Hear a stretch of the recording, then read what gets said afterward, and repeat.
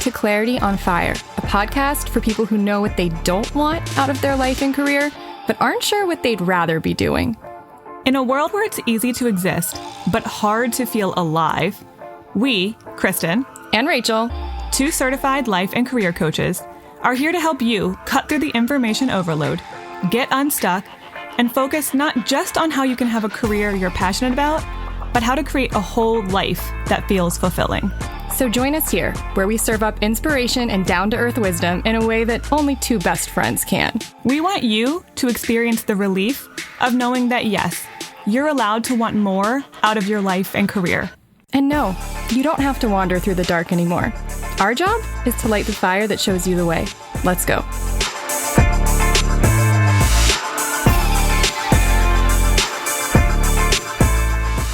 Hi. Hey. All right, before we dive into what is sure to be a very interesting expert interview, and I would know I was there.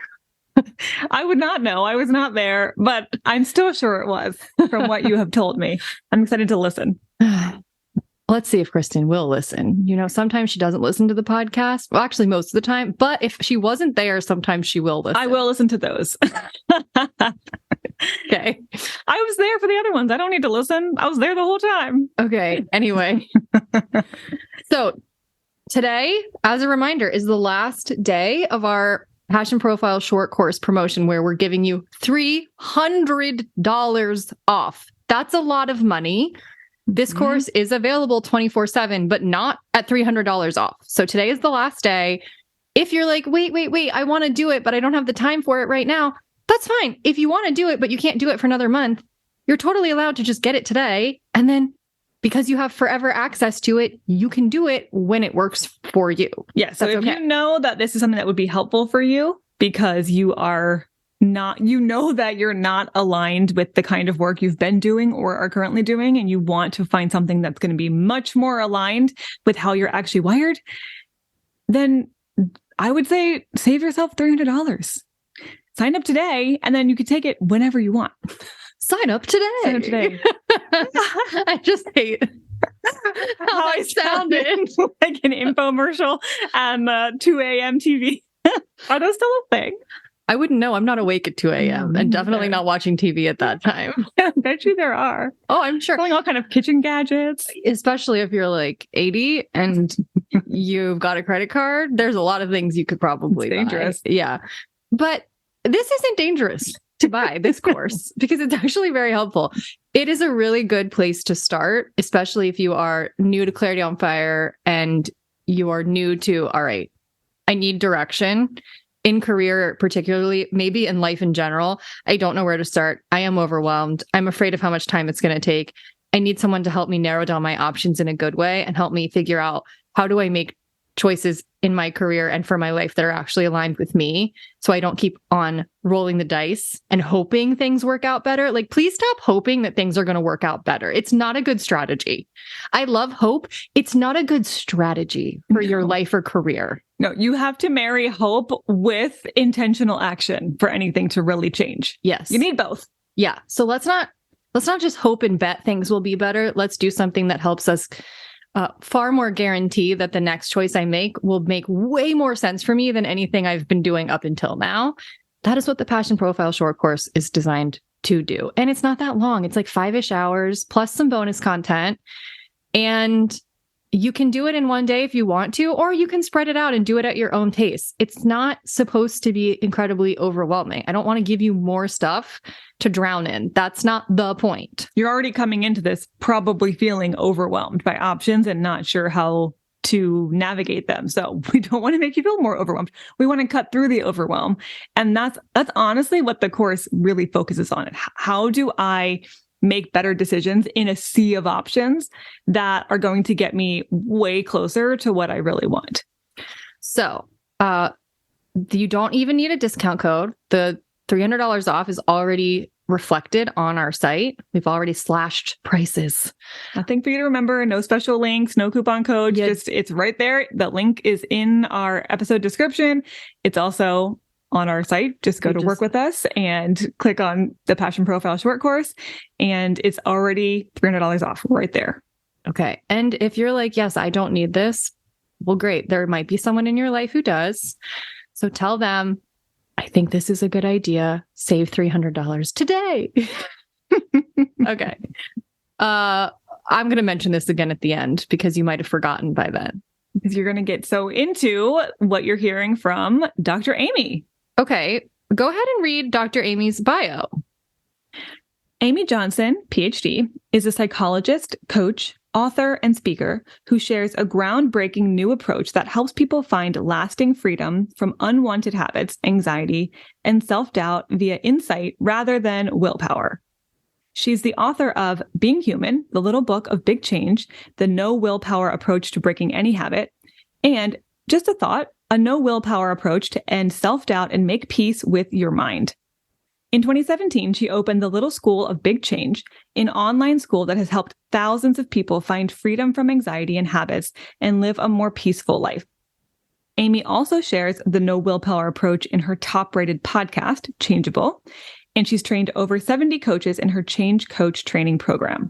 She has been a regularly featured expert on The Steve Harvey Show and Oprah.com, as well as in the Wall Street Journal and Self magazine.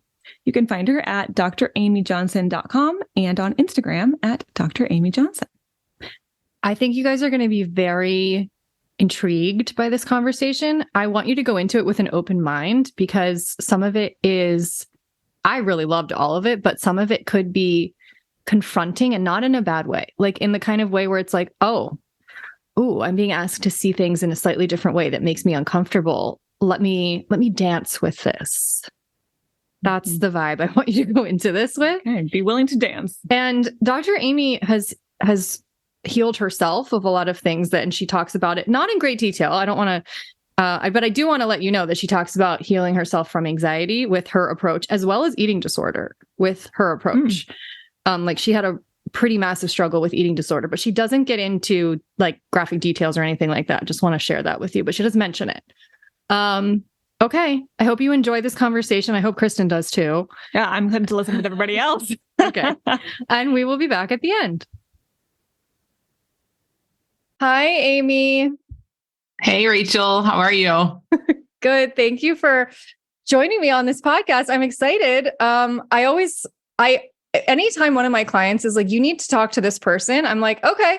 And I email them and because I trust them, they have good taste. And so here you are, because one of my clients recommended you to me because she's a fan of your work. And so awesome. I'm excited to introduce you to a larger audience. Yeah, that's great. Well, thanks for asking. Thanks for trusting and asking. And yeah, it'll be good to see where this goes. Yeah. Okay. So there's a lot of things I could start with, but I am really curious.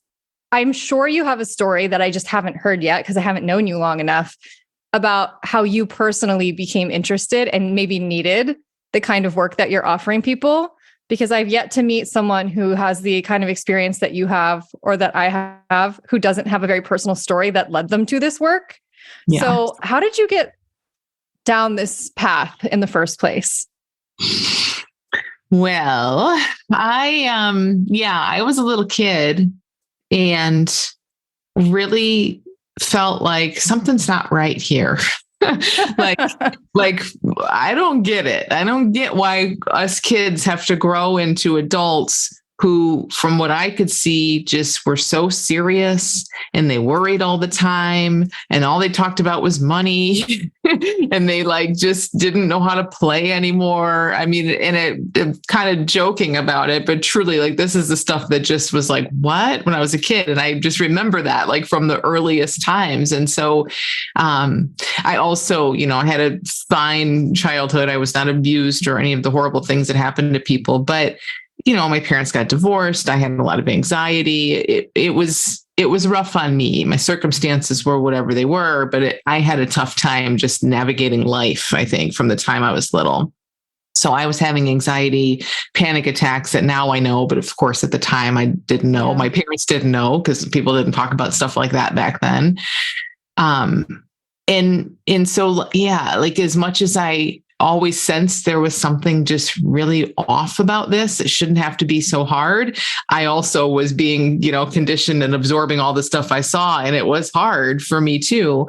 And so I I had a lot of anxiety when I was in graduate school. I had panic attacks. Like the anxiety really, really got bad at a time then. It got a little better. And then I ended up with an eating disorder. So, I just kind of had a lot of my own stuff. And from the time I was little, though, I identified psychologists as people who knew how to be happy. Now, little did I know that that's not really the case, but that was just kind of my image of like, ooh, if I'm a psychologist when I grow up, then I'll know how to make people happy, and then I'll have to know how to be happy. So that something in that field always called to me. And then that's what I ended up doing. And then, as I said, as I got a little older, I did need it myself. And my work really morphed into coaching and more some kind of spiritual stuff. And just because I just saw, I just took every step along the way that made sense. And of course, every step has its own limitations, and it kind of just kept opening to the next best thing and the next best thing. And kind of what I share now really, really helped me immensely. Like I was done with an 8-year eating disorder very quickly, kind of coming across this. Anxiety is no longer, things are feel totally different than they did, say, 15, 20 years ago in my life. And so that's kind of what I share. Wow. Okay. Obviously, I'm going to drill into some of those things individually, but I do have to just say how much I resonate with not knowing that what I was experiencing was anxiety. Like I have been an anxious person my whole life, depressed too, off and on.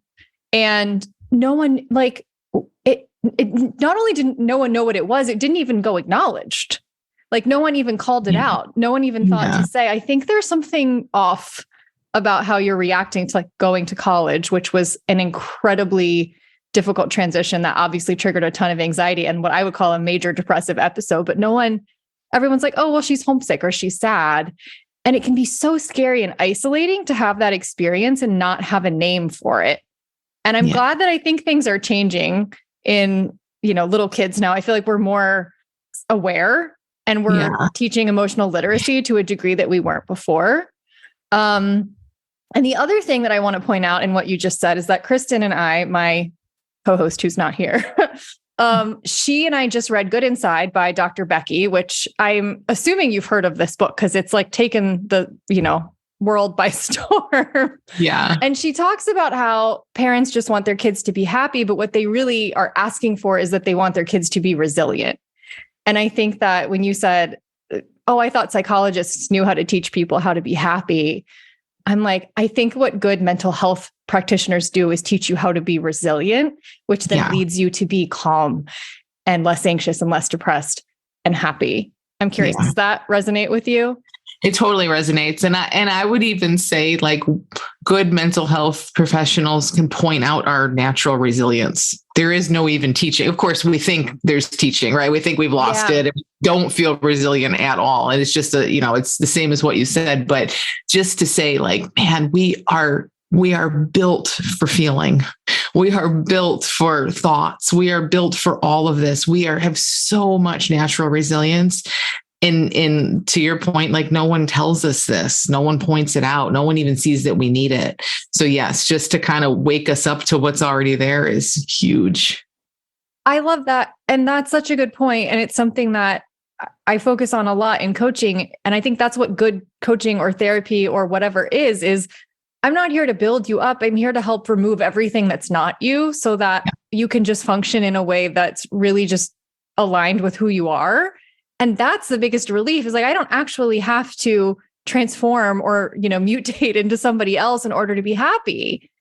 And I think that's funny because your whole paradigm is about change. And yet what I just said almost makes it sound like you don't need to change in order to be happy. That's kind of a paradox. So like, I'm curious what you have to say about that. Cause I feel like that's something you hear a lot, probably.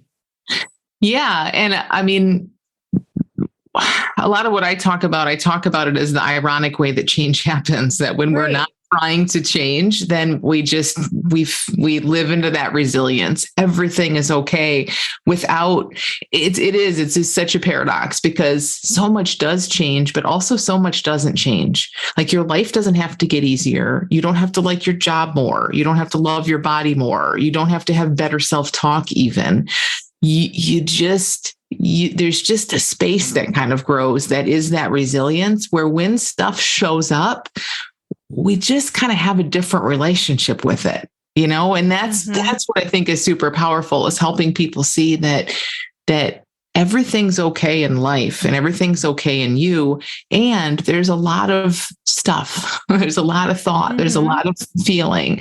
There's a lot of stuff that happens out in the world, and it's all in motion. None of it is about us. None of it, even our negative self-talk, it's not about us. It's just a mind that just says crap all the time. Everybody's does. So it means literally nothing about us. Like, I think where we really start to suffer is when what arises looks so personal, and then we think, like you're saying, like, oh, I need to change. I need to change this and I need to change that. I need to be a different person. And then ironically, that takes us into this seeking and searching where we feel even worse, because we think we're not okay as we are, and we're looking out there for something else. So yeah, I think what you said is so huge. It's a major paradox, but it does come back to, like, when we sort of see more clearly, see how things are working, see who we are and how we work more clearly, no change is needed. And then that's when everything feels different. Yes. This reminds me, years ago, I stumbled across this revelation, and I didn't like it when I had this thought, but I knew that it was true, which was, if I cannot be happy now, I cannot be happy at all. Because now is all there ever really is, and all we really ever have. And so if I am perpetually unhappy now, then I will literally never be happy. And so somehow I'm going to have to learn to be happy, even though there are aspects of my life I actively do not like, and I think are actively misaligned with who I really am and what I want. And yet somehow I'm going to have to learn to be happy, so that then, and somehow find acceptance, so that I can then maybe from that place change these things, or maybe they'll change of their own accord once I'm happy. And that's really hard work to do. It requires a lot of surrender and a lot of faith and trust and, like, quieting of the ego, which I think are really difficult for most people to do. I mean, I have found that hard. Yeah, definitely.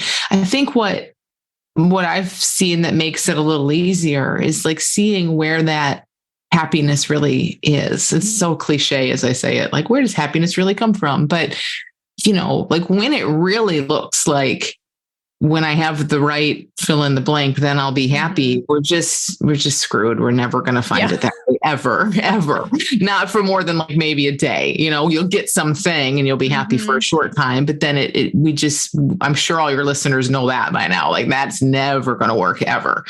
But then it leaves us in this bind of, like, oh crap. So now I'm just supposed to surrender and, like, just take what I get and find a way to be happy in this, and that leaves a bit of a gap. But I think it's kind of seeing, I don't really know how to explain this, because it's kind of beyond words in a way, but it's like happy's default. And maybe not happy the way we think about it, bouncing up and down, cheerful. It's not cheerful, but peace is default. And then our mind comes in and thinks all the time. And in that thinking, there's all kinds of emotion and roller coaster and if this, then that, and up and downs. But even as that thinking is happening, there's peace. Like we are the peace. We're just not the thinking. Yeah. I totally resonate with that, even though I think it took me a long time to separate sort of like myself from my thoughts about my experience. And most people, that's like the journey of a lifetime, is to distinguish between the experience I'm having and who I am, and then the thoughts I'm having about this experience, and just how much of my discomfort and my unease and my lack of fulfillment is based on the narrative that I'm telling about my life rather than the actual experience that I am having. Yes. Oh, okay. All right. Before I get further down this road though, I want to build more context and fill in the narrative a little bit more, because I'm sure people really would like to hear how you, and I know you help other people do this. So whether it's your story or other stories that you want to help fill in the blanks, I'm sure people really want to know, okay, how did you basically heal yourself of some really difficult things like anxiety and an eating disorder without seemingly pumping yourself full of medication or, doing anything like that, just by changing the way you were seeing yourself in the world? Like, how did that happen? I'm so curious. And they are too, I'm sure. Yeah. And it's so much of what we're saying already. It's such it was fast and slow. It was gradual and sudden. It's continuing, it's like, it's not like a one-stop destination and poof, everything's gone. Like, just these insights kind of keep coming, and I hope they do forever. I expect they will. But there's been just a continual seeing, like we've already kind of been talking about, that there is absolute health and peace here, all people, all the time, zero exceptions. And there's a flow of psychology that shows up. So this is one of the first things I heard when I was in the thick of an eating disorder. And I heard a speaker say, every human on earth is sitting in the middle of perfect mental health. And I was a psychologist, so I was trained that there was not perfect mental health, but we all are sitting in the middle of perfect mental health, and we're constantly thinking. And I really heard that, like, kind of to your point a minute ago, there was a real separation of like, oh, this nonstop narrative from the time we're 2 years old on, constantly, that has me, I, in practically every single sentence of it, is just what a mind does. That's psychology. That has nothing to do with what and who we truly are. And to continue that separation, in a sense, to keep exploring this in a way so that thought can arise, and it just kind of falls flat because it really does not look like it has anything to do with me or truth. And that's so tough because we're so identified with thought, and we're so used to, like, I imagine a lot of people would be thinking like, well, yeah, but thought sometimes is true, and I need my thoughts, and it helps me navigate life and all of that. And I would just be really curious about that. There are many times for all of us when we are not identified with a stream of thinking, and we're navigating life just fine, fine. We drive our cars that way. We sleep, our lunch digest, ideas show up that we did not have to make show up. In fact, we don't even know how to make ideas show up. Like, we are basically kind of lived. It's all happening, I would say, on its own. And then there's that narrative that you mentioned of a mind coming in saying, I'm doing that. I'm doing this. Oh no, I did this wrong. I did this one right. What am I going to do next? And even while that narrator talks about what it's going to do next and how it's going to make that next decision and how it's going to change you and all of that, that's not what's making change happen. Like, life is just unfolding all the time. So to kind of tie it in with anxiety and my eating disorder, like really the eating thing, I was in the thick of that when I first heard this, and I really started to see that my brain and just my thinking was trying to help me find a way to feel better by going to this habit. And I think that's what all habits are. It's our mind trying to help us find a way to feel better. And then, of course, some happy chemistry happens when we sometimes do that habit, and then it all gets linked. And so it's just so mechanical. It's just like a machine that says, do this, do this, do this if you don't feel good. And we all kind of know that, I think, on some level. But what happens experientially is like, we think, I'm doing this, and why am I doing this? And I know better, and what's wrong with me? And when will I stop? And then we put pressure on ourselves to stop, and it gets worse, and we feel more hopeless. And that was for sure what I was in for 8 solid years. And I just started to see that as just what a mind does. And it truly just lost its power eventually, which doesn't mean I don't get caught up in thought still at times, but it just like huge strides in that, and then when it just looks like it's habitual thought arising, it's just, there's just nothing really for it to stick to. Yeah. I have no idea why this of all things is coming to mind, but I'm going to go with it. I don't know why this reminds me of this, but I heard a podcast once with a psychiatrist who was talking about an experience he had with a client who had really intrusive thoughts. And the client was scared of his thoughts because his thoughts were somewhat violent. Like he was having these like intrusive thoughts about stabbing his wife or something like that. And he was like, I can't be trusted around my wife now. What if I stab her? This is not a murderous guy. He's never done anything criminal. He doesn't have a violent history, but he's having, for whatever reason, like he's fixated on, he's having these intrusive thoughts. And the psychiatrist literally hands the man, I mean, I don't know if this is approved medical treatment, but he hands him a knife and he's like, here, come here. And he literally tells the guy to hold the knife against the psychiatrist's neck. Yeah. And the man just like, is like, oh, I don't want to stab anybody. Yes. Yes. And it's like, oh, this really was, I mean, I know that's it's almost like a dramatic, but kind of silly, but example, but that came to mind because it's like, it feels so real and so overpowering, these like our thoughts. And then when actually given the opportunity to practice it and act on it, it's like, I don't actually resonate with this. I don't actually want to do this. This isn't really who I am. And to depersonalize, I think he gave that guy the gift of depersonalizing this thought and then being like, yeah, sometimes we just have weird thoughts, like shrug. It doesn't have to be a big deal. The big deal is we're making it into and blowing it out of proportion into such a big deal that now we're afraid of ourselves, which is only fueling the intrusive thoughts. Yeah. I don't know. I don't know how you feel about me comparing that to what I just heard, but it's what I work with every day. That's really? Exactly. I mean, I work with a ton of people with intrusive thoughts, and that I would do the same thing. It's spot on. I think that's exactly what it is. There's no truth to what we think. And especially when someone is in a psychiatrist's office concerned about it. If you want to stab your wife, go stab your wife. Don't go talk to a psychiatrist about how horrible it is that you think this. Do you know what I mean? Like that. You were going to do it. You would have done it. Yes, murderers don't go to psychiatrists and say, "Why am I thinking this?" That's hilarious. It's not like that. So, right. But it is a perfect example. I mean, it's an extreme one to really show, yes, the stuff that shows up.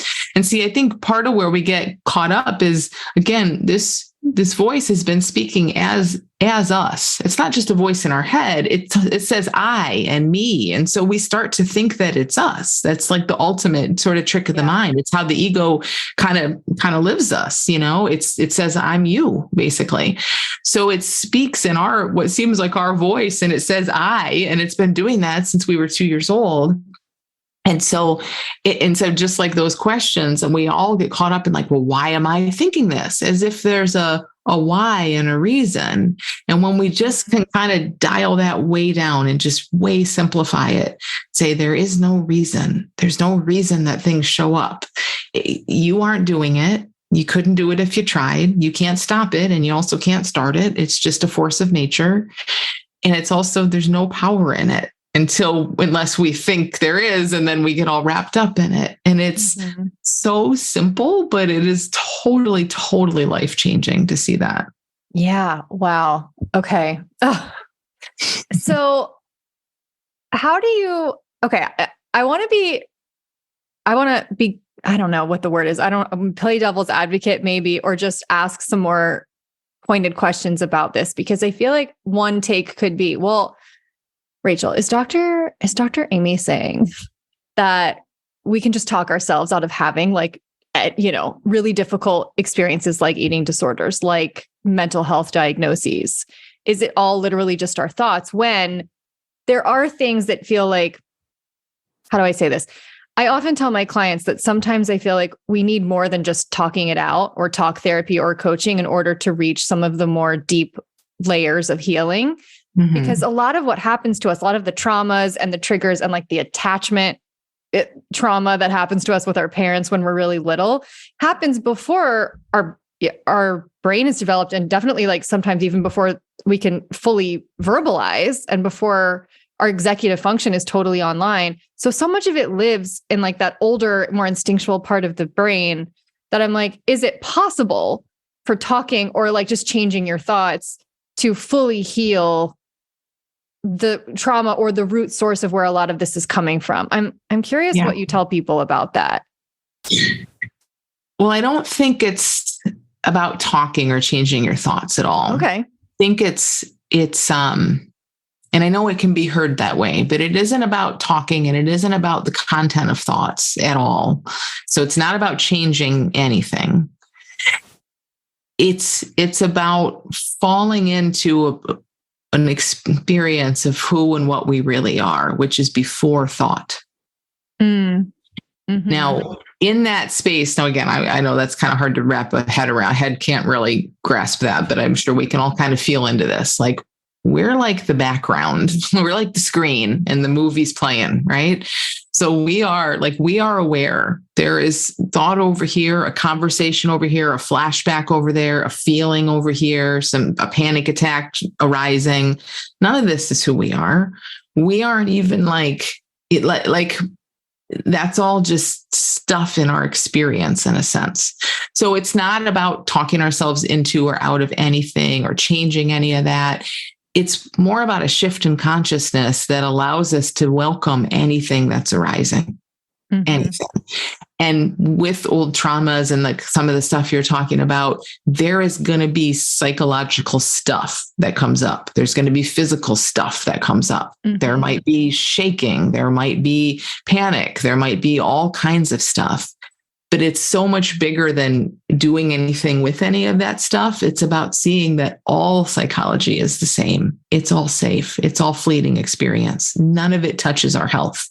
Our health, our resilience is what allows us to feel all of this, but we don't know that. You know what I mean? We get caught up in a story that says, oh, I have all this old trauma and it's unprocessed and it's hiding and I'm afraid to feel it. And now we're in thinking. But if something like anything, literally anything that arises is safe. And when we feel safe and opening to it and letting it just move through, it does move through. And I think that's how traumas and things like that are eventually kind of quote unquote healed, is they're given space to come up and be felt and seen. Yeah, exactly. It's kind of that adage of you do need to feel it in order to heal it. And I think it's funny, so much of things like, I think, anxiety, eating disorders.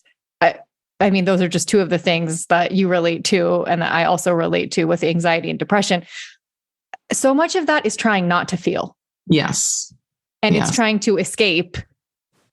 And what you're actually advocating is, no, we're not about thinking. We're actually just here to purely observe. If you can just be here with it, not run away from it, observe it, it loses a lot of its power.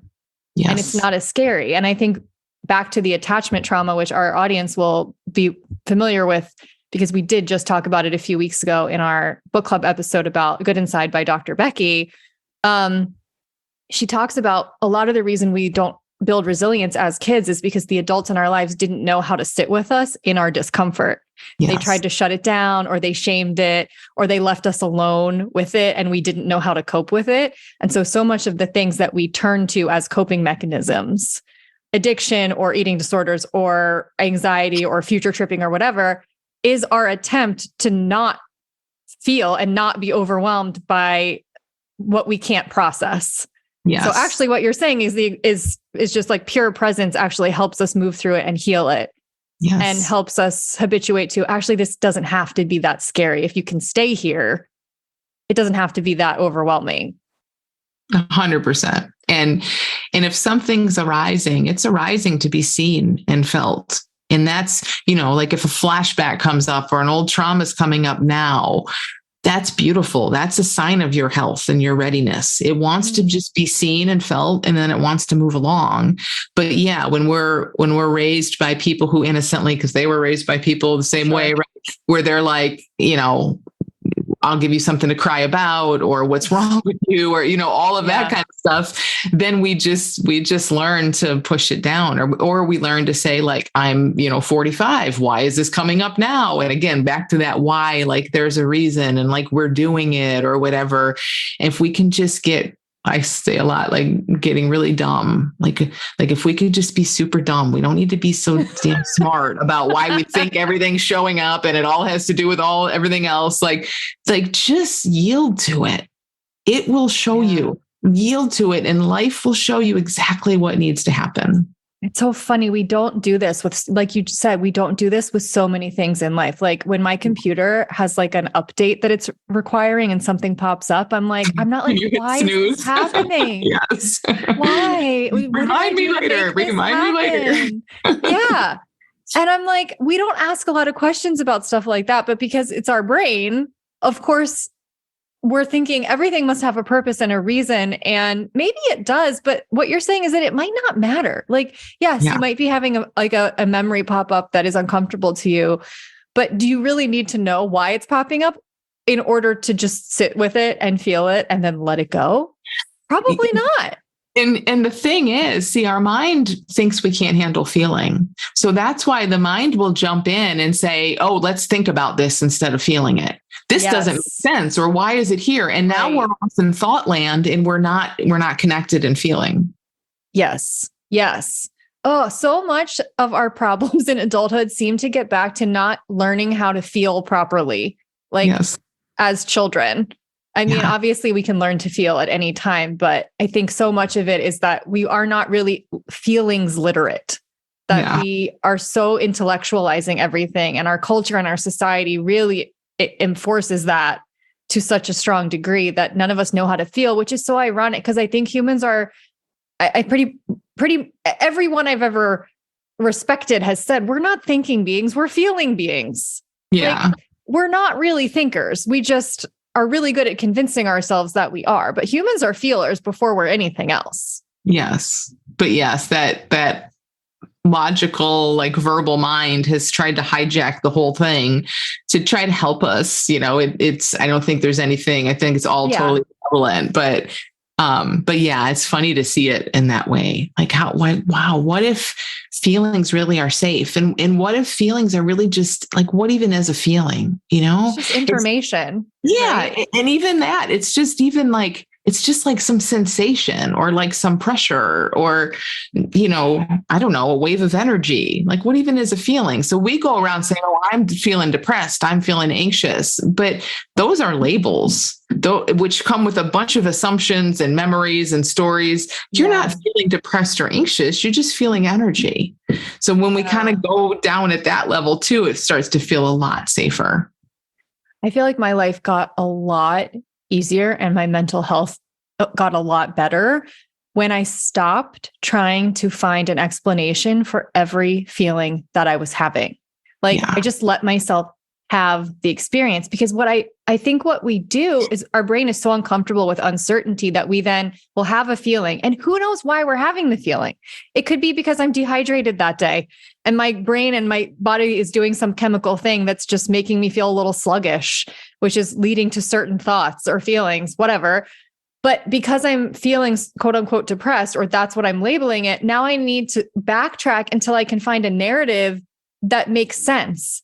And so then I'll be grabbing things like, well, maybe it's this thing that this person said to me, or maybe it's how I feel about my job. And I'm like, how many things in our lives are taking the blame for feelings that we're having that we actually can't explain or don't know totally where they're coming from, and maybe don't need to. And if we stop trying to grasp for labels of every single feeling and explanations for it, we might actually be happier about our lives and find less wrong with it. Because having those feelings, having those waves is not wrong. I think that's very human. Yeah, it's totally human.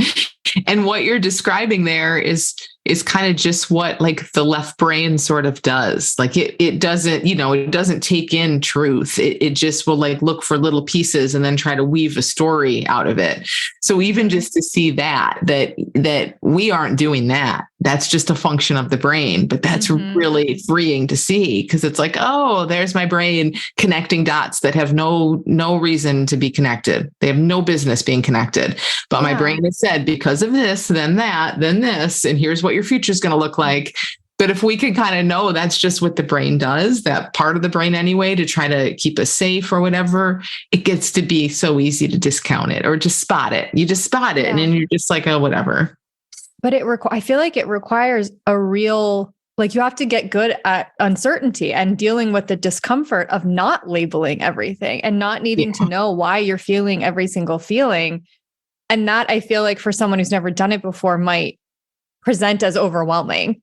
Like, you're just telling me I'm supposed to just like have all of these feelings and not like label them or not try to figure them out, just let them be. And I'm telling people, yeah, because when you do that, they pass a lot quicker and they move up and out of you. And I'm like, great, they're done. I feel like when you try to hold on to them and label them is when they last a lot longer. Yeah. Then you're mired in it. You're not actually allowing it to move through you. But that's overwhelming. So I'm curious, like, how do you, I guess my question is for someone who's really brand new to this, and you do this a lot with people in your work, I'm sure. Where do you start with people who are brand new to this and they're overwhelmed by much of what we're talking about? I mean, I would start with a person wherever they are, but slowly kind of, like we're saying, like, what if, like, I know it looks this way, but what if it's actually that way? I know it looks as if you need to know what's coming. I know it looks as if these feelings aren't okay. I know it looks as if you can't help but just be super identified with every thought and believe every thought. Or I know it looks like you have, OCD or depression or whatever label they've been given. But what if there is no problem? You're totally healthy, full of resilience. And all that's happening is there's some misunderstandings about life, and then we just kind of unwind those misunderstandings. And, like I'm sure you do in your work and that sort of way. But you're right. It's the beauty in this, I guess, is that what we talk about and how we help people is just kind of like a spiral. It's like somebody can have an insight and see something, and then they're going to get a similar thing in another part of their life, like I could see like, oh, these urges I'm having to go binge eat, they're just habitual urges, and they don't tell me I have to do anything, and they can't make me do anything. It's literally just like a sound in my head saying, go buy some food. And if I sit with this, I can feel into it and I don't have to go buy that food. Well, I saw that pretty clearly, and that habit started to really, really shift. But then I would have some thoughts about insecurity at my work or insecurity in my relationship. It's going to keep coming back, but that's beautiful because it's life giving us all these opportunities to just keep seeing it. So like, it's interesting what you said about like the uncertainty thing, because I think you're right. It feels so scary. We're so used to looking to our mind for certainty. But first of all, our mind doesn't give us certainty. No, literally nothing does not give So that's a lie, and that's huge. And that might take a few conversations to really start to shift. But when someone's open to that, they'll say that all the time. Like, oh, I don't like uncertainty, or like I need my mind to keep me safe. Well, that's an illusion. Our mind has never kept us safe. It truly has not. And we could pick that apart in a lot of different ways. As we really see through that illusion, like uncertainty, like being here in this moment where nothing is really happening. There's no scary future. There's no horrible past. There's just now. There is absolutely nothing scary about this. What's scary is what our mind is telling us that we're believing. So it's the certainty that we hate. It's the certainty that, oh no, something bad's going to happen, or I'm not good enough. Like we're so certain about our thoughts. That's what creates suffering, not uncertainty. So just a couple examples of, like just really going into that. And anything anyone ever says where they're like, no, this is different. I can't handle this, or this is the problem. There's always a misunderstanding there, because there are no problems in life. There are only problems made by a mind. Oh man. I know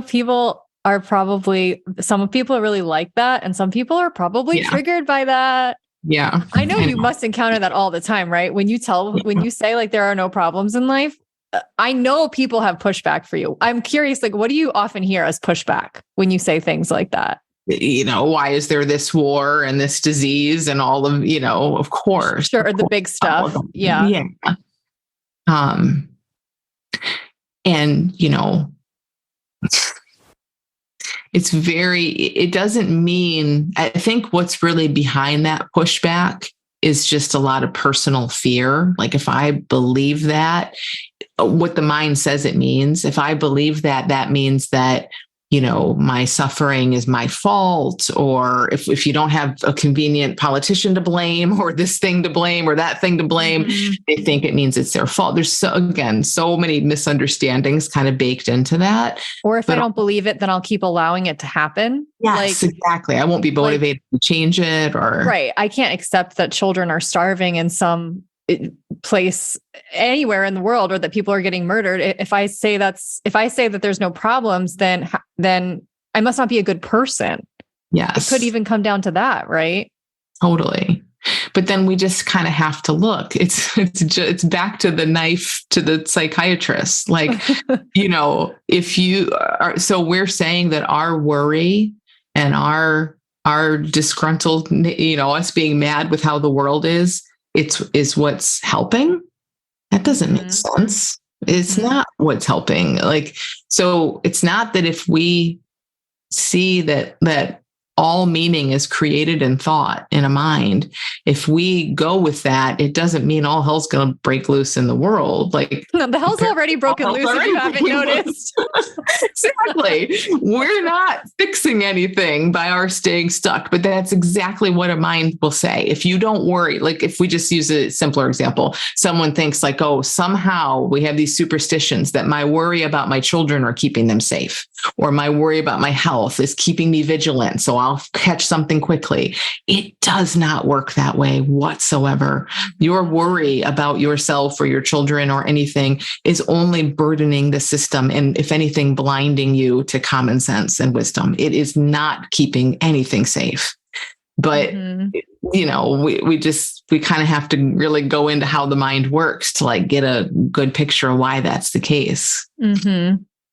I think so much of what you're saying gets down to what we're trying to do is switch from being very reactive to being able to pause and be proactive about what we're choosing to think and how we're choosing to approach things. Because most people live our lives just completely unconsciously reacting without any thought, just knee-jerk reacting as if we put our hand on a hot stove and like whipped it off. That level of lack of control of our own thoughts and our own feelings.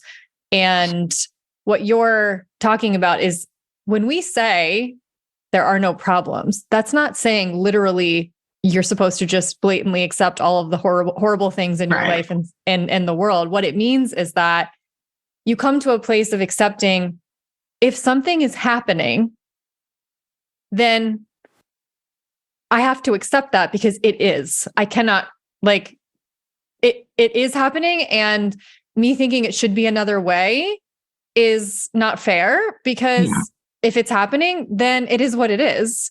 And that's okay. It's finding sort of like a radical acceptance of everything that is happening now. And that even if it's terrible, it is okay that it is happening now.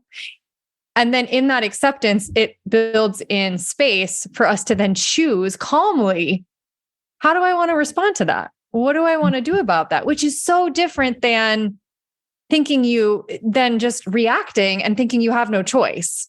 Does that sum it up a little bit? It does. It does. I think what you said about it should be different is such a big one. Although, of course, we want everything to be different, all the bad things to be different, but that doesn't mean that they could be different. There's a huge difference in that, right? Like, how can anything be different than exactly how it is? It takes an imagination to make up a false reality to believe that things could be different. So we could say there should be no war and this shouldn't be happening. And we might, of course, none of us want it to be happening when it's happening. But to say that, well, it could have not happened, or it could end today rather than whenever it ends, that's made up. It's not reality. Like, to your point, that's not reality. So baked into that is a fighting, this is wrong. It's just, there's so much resistance baked in. And then, right, we don't have that space to have a different thought or a different choice, because all we're doing is pushing against what is. Same thing you said, but yeah. No, but that's right.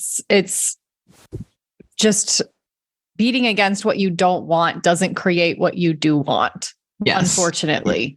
Yes. And that's like a really hard lesson to learn. But the less we can focus on, I don't want this, I don't want this, I don't want this, and we can just accept, okay, this is, period. I don't even have to like it. I don't have to not like it or like, I don't have to have any feelings about it or reaction to it. It is. And then, okay, how do I want to respond to this? So different, so much more freeing than what we're usually wrapped up in. Okay, I think this is so funny because I think if people didn't, I don't know, if they just came across you or they didn't understand this conversation, I feel like they might think you're not actually an advocate for change, which I think is funny because you have this whole program, like the Little School of Big Change. Like you actually do want people to change and you want people to, without, I think what you say is without force or without, what's the word that you use? I feel like there's willpower. Yes. I love that. That's the best. Okay. So I'm just kind of curious how, if you had to maybe give us a summary of like how you work with people, especially because you have like a whole program, it's like 6 weeks, right? Where the whole point is to take people out of anxiety and teach them how to make change without using willpower. How do you distill what seems like such an esoteric conversation into like an experience that actually helps people like change their thinking about change, ironically, and then start making it in their lives? Like, how does it work on a more tangible level if you're able to give us a little summary? Yeah. So kind of like we're doing here, but in a much more in-depth way. There's a whole curriculum that I've developed that walks people through, like, what if it looks this way, but it's really that way? Like, what if you are really healthy? What if you are habit-free by nature? What if thought and feeling come and go and they mean nothing about you? But not just like that, but really sort of kind of gets in and teaches this a little bit. Mm-hmm. And then as a group, we meet twice a week and we really we just take it to task. We look at this with people's habits, with their anxiety. People get coached and we see over and over and over that it's always the same thing. It's always coming down to somebody saying something's wrong with me and this shouldn't be happening. And we're essentially saying, hey, instead of pushing that away, like we were just saying, instead of not trying to circumvent that feeling so you don't have to feel it or change that thought or force yourself to just eat differently or force yourself this or that, all of that just puts pressure on what wants to happen. What if you release the pressure? What if every feeling is not a problem? What if everything can be felt and everything can be thought and none of it means anything about you? And it's like I see the weight just drop off. I see the shackles just loosen because, again, I'm on this journey too. And I felt that too. Like, we don't need to push to make life go our way. When we do the complete opposite, that's when people are like, holy crap, where's my habit? It's like, oh, well, it turns out your habit was your escape from all this crappy thinking and feeling that you were trying to push away. And when you're willing to feel and think whatever arises, you don't need a habit. There's no benefit in a habit when we're not trying to hide from life. Anxiety doesn't make sense anymore because all anxiety is pushing feeling away. And, so that's kind of how, and like logistically, again, there's videos, there's a lot of conversations in a group setting where people are amazing and open and willing to share and be coached. And it gets easier as we go because everyone starts saying, oh my gosh, we're all the same. This person has a hoarding habit. That person has panic attacks. Same thing, once we get a little beneath the specifics. Mm-hmm. And so everybody kind of just sees kind of how simple and universal this is. That's so helpful to depersonalize it because I think so many people think, oh, I'm unique in this. And I can't tell you how many times in my work I've been like, no offense, but I have never heard anything original from anybody. Like especially in terms of your fear and your habits, like never do I hear anything remotely original. Now, sometimes I'll hear an original idea or creativity. Like those things I feel like are what make us original. The fear and the habitual patterns, I'm like, it's always good getting back to the same core things. And it's almost boring. Like it gets to the point, not for me, but for them. Yeah. Like if you guys can see just how much it's the same as everyone else's, you get bored by it, which is so helpful because then it's easier to release it. Yes. Right? The beauty of being a coach is we get to see this firsthand over and over. And it's just like, you can't even be spooked by it anymore. Yeah. Yeah. Oh, wow. Okay. this has been, okay. I'm just like, I could keep talking to you about this stuff forever. But what I love about this is that it's actually so simple. And I think that it's simple and it's profound at the same time. Two things can be true or more at the same time. There's a paradox in here. But what I think I really like about it as well is that I think it's a much better approach to change than some of the more like positive thinking and like almost like toxic positivity that you'll find. Yeah. I think we're all very used to like controlling our thinking and trying to change our lives through force and willpower and shame and beating ourselves up. All of us can relate to that. But I think then sometimes we'll swing to the opposite extreme and we'll try to be like positive affirmations. And like, if you just like think it, like think in my way into a new reality, that's a form of force too. That often doesn't work. That's over relying on the brain and the thinking brain. And I love that your approach to change is like, let's stop relying on the brain, period. Like, we're not going to think our way into anything. In fact, we're going to stop doing that. And we're going to kind of like, drop the weight. And then in that acceptance, allow things to change. It's a much more, honestly, it's much more like feminine energy approach to change.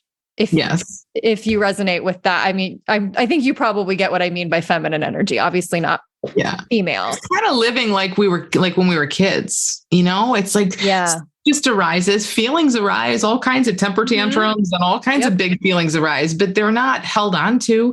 And then in that, like things just move quickly when you're a kid, everything flows and you're this and then you're that, but you just are kind of in the flow of it rather than, in that feminine way, rather than trying to muscle and force it. Yeah. Well, and like as kids, we are really naturally resilient. And I feel like it's so interesting because back to that point earlier about we don't need to be happy. We need to be resilient. And a lot of us don't learn in childhood how to be resilient. What I actually think probably happens is that we are naturally resilient and that resilience gets beaten out of us to a degree. Yes. Because you're right. Kids naturally know how to just feel feelings and then let them go. Yeah. Like they can be really upset 1 minute and then 5 minutes later, they're perfectly fine and they're back at it. And they're not thinking about everything that just happened. And they're really not thinking much at all. They're just being and playing and exploring and having curiosity. And they're so malleable and so adaptable and they can bounce back so quick. And like for that to be the goal is to get back to that place is great. Like that feels really healthy to me and a really good goal. Yeah, I love that. Yeah, they didn't have to learn that. We're built with it, right. and we can't lose it because it's our nature. We can't lose it. But to your point, we can think over it. Okay, so I will pause because there's just so much more I could say, but we'll wrap it up. And let me ask you, where can people find you? Everywhere, Instagram, I'm sure. Where else? Your website. Where can people find you? So my website is dramyjohnson.com, just dramyjohnson.com. And that's probably, my Instagram's on there. Everything's there. I have a podcast called Changeable, The Ironic Way Change Happens. So it's all about change, but it's not about forcing. So that's always a good resource, but everything's on my website. Okay, cool. I'll link to that. And as well as your podcast and everything. I hope that people will go listen. I'm sure they will, because if they resonated with this, you have a lot more to say on your podcast and in your work. So thank you guys for joining us. I hope that you'll leave a comment on our site if you enjoyed this or on Instagram, because I'll post about this there, and connect with Dr. Amy. And thank you so much for joining us and having what I feel like was a very refreshing, validating conversation about change. I'm like, this is how I see it too. And I'm glad that there's someone out there in the world teaching it like this and reminding me of the importance of getting back to this way of thinking when I fall off the wagon, because I often do. Yeah, me too. Awesome. Thank you so much, Rachel. All right. Bye. Okay. We're going to remind you again. We told you we would. We're reminding you again that following through. Yes, we said we would, and here we are doing what we said. Yeah. Today is the last day of our $300 off promo of the Passion Profile short course. This is not the last day that you can sign up for the course. It's always available, but it is the last day that you can save yourself $300, which is nothing to sneeze at. I don't think we're going to do this again this year. We have no plans to do that. Maybe again. ever. I don't know, because this is the reason we're doing this is because we just relaunched the course. We spent the last year plus redoing all of the content, updating all of it, creating new bonuses for you. So we're giving you $300 off because we're celebrating, but celebrations have to come to an end at some point, and today is that day. Yeah, it might be a little while before we redo it all again. So no promises. Yeah, it was a while between this time and last time. It's going to be years before we redo it again. Which is a reminder to anyone who has taken it in the past, you might want to log back in and see our latest and greatest thoughts on all things passion profiles. Don't forget about our new bonus. We've got 3 bonuses. Mm-hmm. We've got 2 that were there before, but we did update them. There's one about passion profiles and relationships because, hey, it's actually very helpful to understand how your passion profile and other people's help you relate and or can cause conflict, and then how to deal with that, whether it's in a marriage or at work. We talk about that. We have a dream job bundle, which is a collection of our take on how to approach landing your dream job. And there's actual examples of like cover letters and resumes that people have successfully used in our experience to get themselves there. There's interview question worksheets. That's probably my favorite thing that's in there, is like how to come up with really smart, emotionally intelligent interview questions that actually get answers to uncomfortable questions that you aren't sure how to ask, but need to ask. Like, I really don't want you breathing down my neck and micromanaging me, but I can't ask you that. But how do I ask you that in a way that gets me the answer to that question? My favorite part in the Dream Job Bundle is it's like an interview prep sheet, and it's not your normal kind of like, what are the questions you should prepare for? It's what are the things that you really want to share about yourself, about your experience, and frankly, give you a bit of a confidence boost, because interviews can be a little bit nerve-wracking. So how do you get into the right mindset about how you want to reflect yourself and who you want to be in the interview ahead of time? And then the most recent, that's new as of this relaunch of the short course, is we have a little downloadable PDF in there with example jobs according to your passion profile, which I promised I wouldn't do, and then I did.